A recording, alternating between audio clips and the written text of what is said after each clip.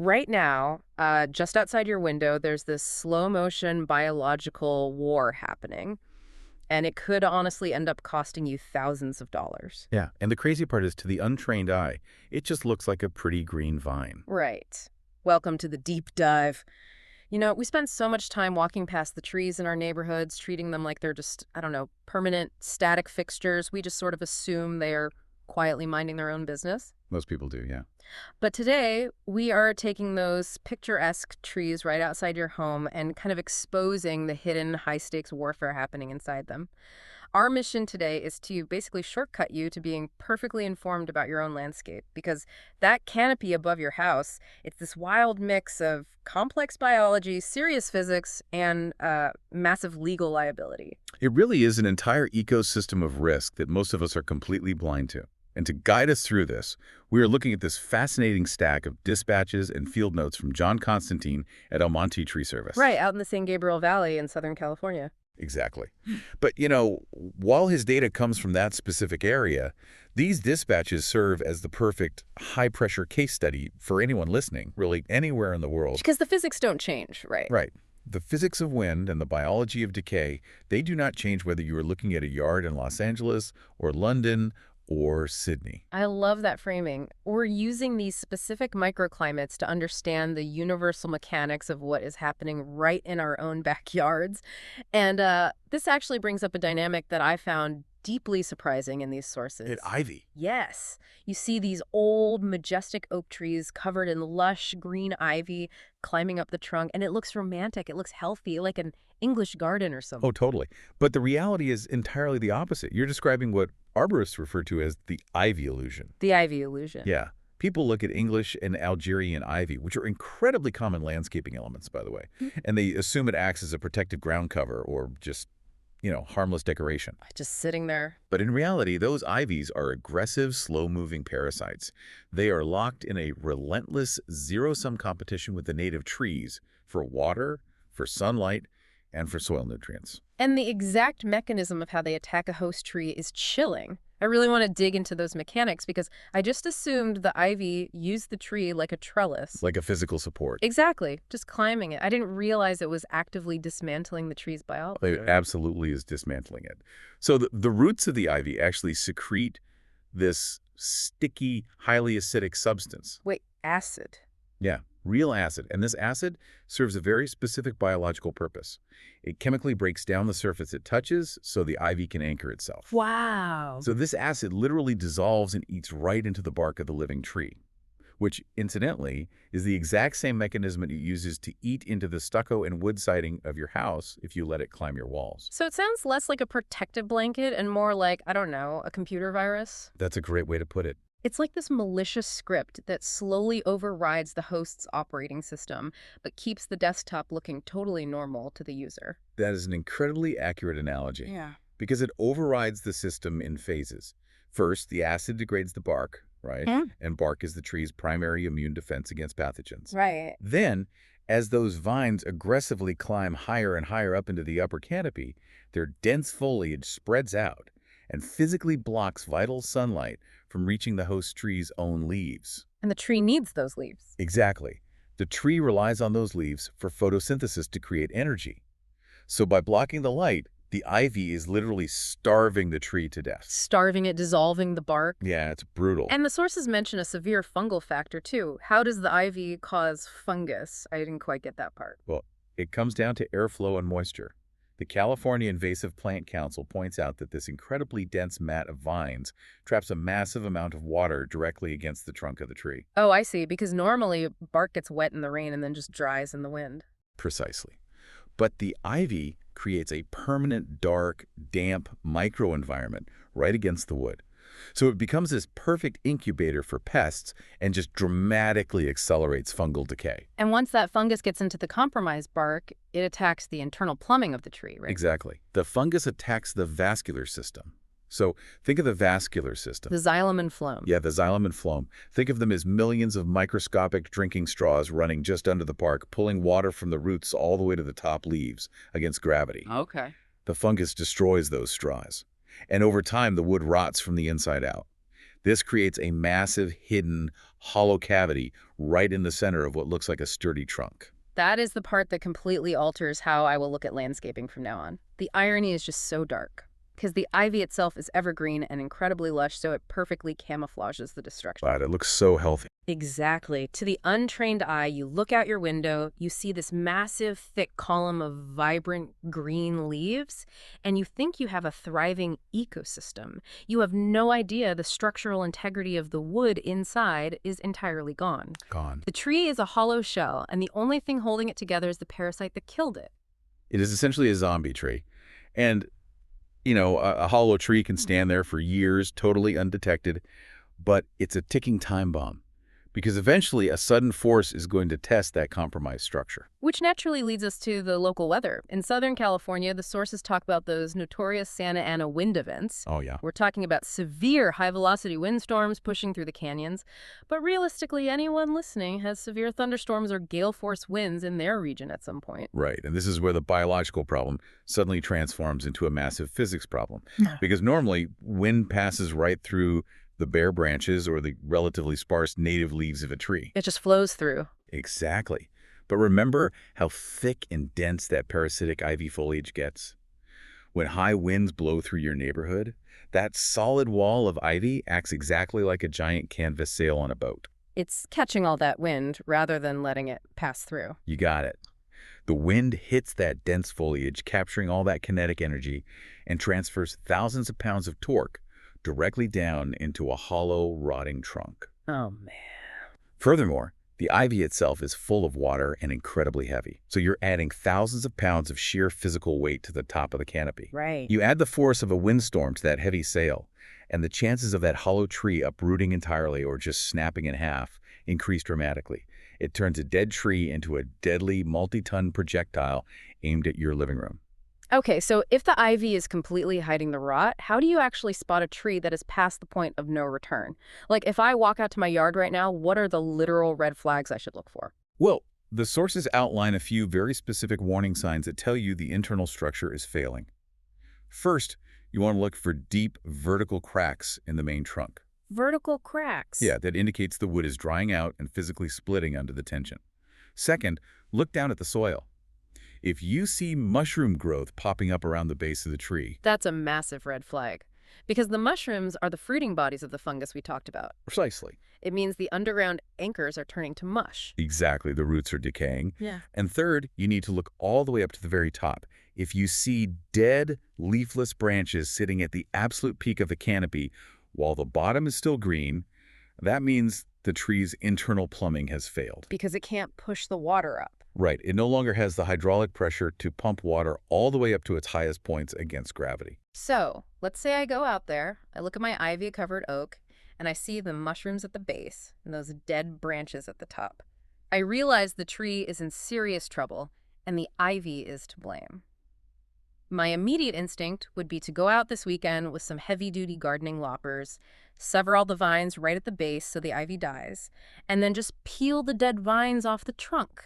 I completely understand that instinct, but you absolutely should not do that. You cannot treat a biological fusion like a simple weeding job. Wait, really? Right. Why? If the vine is dead, shouldn't it just fall off? Because of the acid mechanism we discussed earlier, those ivy roots have secreted acid and literally fused themselves into the cellular structure of the bark. Oh, wow. Yeah. If you just grab a thick vine and yank it off, even if it's completely dead, you're going to rip the living bark right off the tree. You will effectively flay the tree alive. Ouch. And because the tree is already stressed and its immune system is compromised, creating massive open wounds all over the trunk will immediately expose the raw internal wood to boring insects and rapid airborne fungal infection. So you're basically finishing the job for the ivy. Basically, you will guarantee the rapid death of a tree that might have otherwise been saved with delicate, targeted chemical or surgical eradication by a professional. Okay, duly noted. I will not peel the ivy. But let's take it a step further. Let's say I look at the tree and realize it is completely hollowed out. It's leaning toward my garage. It's this massive sail waiting for a windstorm.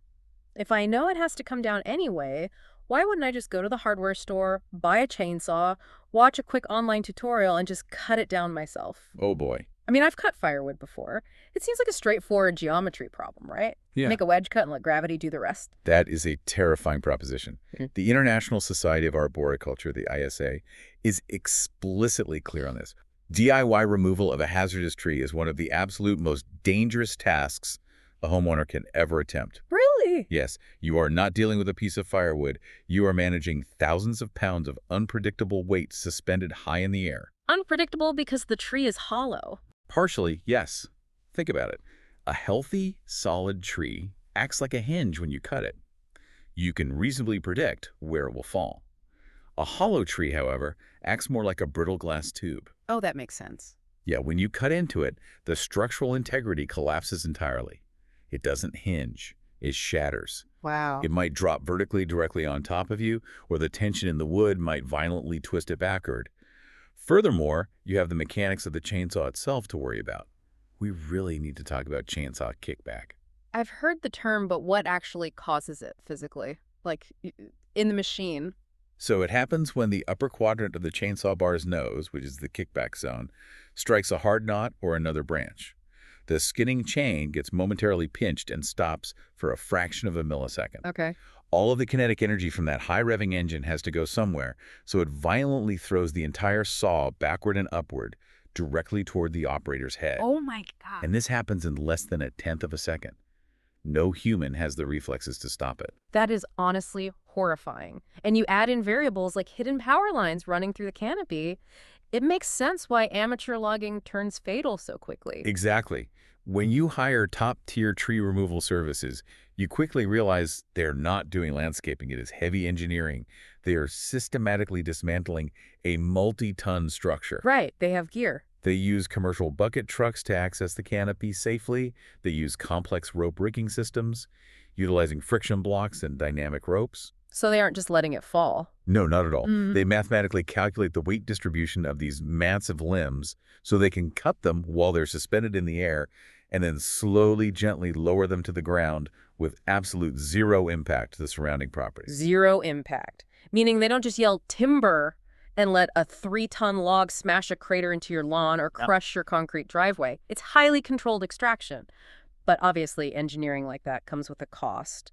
And the sources are very transparent about the finances, which is incredibly helpful. It is. If you have a small, easily accessible tree, you might be looking at around $400 to remove it. But if you're dealing with one of these massive hazardous oaks, completely choked with ivy that requires cranes and complex rope rigging, that can easily exceed $2,500. And that price tag is before you even consider the stump. Right. The stump grinding, which the sources know is a totally essential add-on. You can't just leave a stump sitting in the yard. You really can't. A decaying wood stump left in the ground is basically a neon vacancy sign for a massive subterranean termite infestation. And those termites will eventually find their way to your house. Exactly. Not to mention it's a permanent tripping hazard. Professional crews bring in heavy-duty commercial grinders to obliterate that stump, grinding the wood down up to 12 inches below the soil line. That removes the biological hazard entirely and allows you to plant grass or put down concrete right away. So yes, it's expensive. $2,500 is a serious investment, which is why some people might still be tempted to sneak out with a chainsaw on a Sunday afternoon just to save a buck. But the legal and financial chain reaction you can trigger by doing that is staggering. It is a bureaucratic nightmare in almost every major municipality, including places like El Monte, where these sources are from.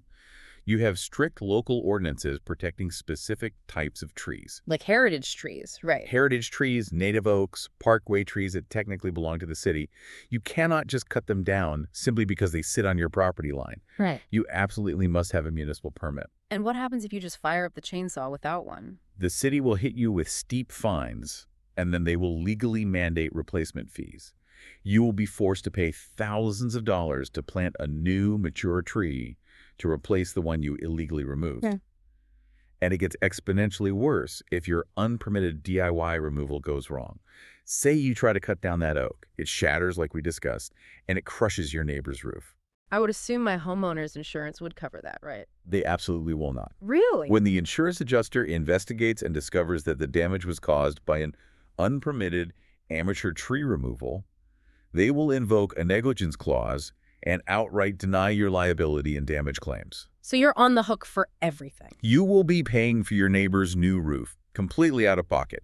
And if you can't pay, you are looking at crippling civil lawsuits and liens placed on your property. That really puts it in perspective. That $2,500 professional fee is essentially an insurance policy against losing your home to a lawsuit. Definitely. But falling branches, ruined roofs, and municipal fines aren't the only ways these unmanaged trees can destroy your property. There are profound environmental hazards, too. Let's look at the fire threat first. The sources note that many of these suburban areas border rugged, fire-prone terrain. This is a critical survival issue for anyone living in a dry climate. Forestry and fire protection agencies legally mandate that homeowners create defensible space around their structures. Defensible space, meaning a buffer zone. Exactly. This means creating an area where a wildfire cannot easily jump from the wild brush directly to your house. And this brings us right back to the ivy, doesn't it? It does, because once the ivy starves and kills the host tree and the drought season hits, that ivy eventually dries out. So now you have a hollow timber structure completely wrapped in dry, highly combustible vines. Fire agencies refer to these as fire ladders. Meaning a fire that starts low on the ground uses the vine to climb. Exactly. A small brush fire might just burn harmlessly along the ground. But if it hits that dried ivy, the ivy acts as a ladder, carrying the flames straight up the trunk, directly into the upper canopy of the tree. And if that canopy is hanging over your garage, the fire drops right onto your roof. It's a direct path. Clearing these dead ivy choke hazards is not about curb appeal. It is a literal survival mandate. It's terrifying to think about. We're talking about the canopy acting like a sail in the wind or a fire ladder in a drought, but it feels like we're ignoring half the tree. And the underground half. Exactly, the part we can't see, because we are always told to plant trees to save the environment. But what happens when you plant the wrong tree with the wrong root system in the wrong location? You end up with silent, subterranean destruction. People forget that a tree's root system is often vastly larger and wider than the canopy you see above ground. And certain species have incredibly aggressive root systems that are constantly hunting for water and space. I've always wondered about the physics of that. How does a soft wooden root break through solid concrete or, metal pipes? It relies on hydraulic pressure. A microscopic, almost gelatinous root tip finds a tiny hairline fracture in your poured concrete driveway or your PVC plumbing line. It slips inside, but then it drinks. Okay. The plant cells absorb moisture from the soil or the pipe, and those cells expand. That cellular expansion acts like a slow-motion hydraulic jack. Yeah, it generates thousands of pounds of pressure per square inch. It doesn't break the concrete with a sudden physical blow. It slowly pries the molecular structure of the concrete or cast iron apart over months. These aggressive roots will shatter plumbing, lift driveways, and completely compromise the structural foundation of a home. And the climate widely exacerbates this behavior, right? Very much so. When regions cycle between intense, prolonged droughts and sudden heavy rainfall, it puts immense stress on the entire biological system. During a drought, the soil dries out, so the roots get desperate. They expand aggressively, seeking out any moisture they can find, which is usually inside your plumbing. And then when the extreme rains finally come, the desperate roots have already compromised the ground, and now that soil becomes completely saturated and unstable. If you have a tree with a rotting, ivy-eaten trunk, that sudden soil instability combined with high winds is the exact recipe for catastrophic uprooting. The climate stressors accelerate both the subterranean expansion below and the structural decay above. we have covered a massive amount of ground here. Let's summarize the core mechanics of this deep dive so you can look out your window with a totally fresh perspective. First, that romantic ivy on your oak tree is actually an acid-secreting parasite that starves the tree and creates a hidden, hollow cavity of rot. Right. Second, grabbing a chainsaw to fix a dead tree yourself is a physical death trap of kickbacks and shattered wood, and a legal nightmare that can completely void your insurance. And third, managing your canopy is an exact science that requires understanding the physics of wind drag, the mechanics of fire ladders, the immense hydraulic pressure of aggressive root systems. I think the most important takeaway for you to remember as you look at your yard is that your home is likely your single largest financial investment. We naturally tend to view the house and the yard as two separate entities, but they're intrinsically linked parts of a single ecosystem. It's all connected. Exactly. Looking at your landscaping with a critical, informed eye recognizing the biological warning signs of fungal decay, understanding the mechanics of how roots seek water, That transforms the trees on your property from a potential catastrophic liability back into the beautiful, valuable asset they're supposed to be. It completely shifts your perspective on what is happening out there. Which leaves me with a final thought for you to mull over today. We started by talking about that peaceful, static painting of the suburban yard. We spend so much time, energy, and money perfectly curating our little slices of nature. But considering how quickly a quote-unquote romantic creeping vine can melt bark, or how a microscopic root tip can generate enough hydraulic pressure to literally tear down our foundations and void our insurance, are we actually mastering our landscapes? Or are we just funding a temporary slow-motion siege against a natural world that desperately wants its land back? Think about that next time you look out the window.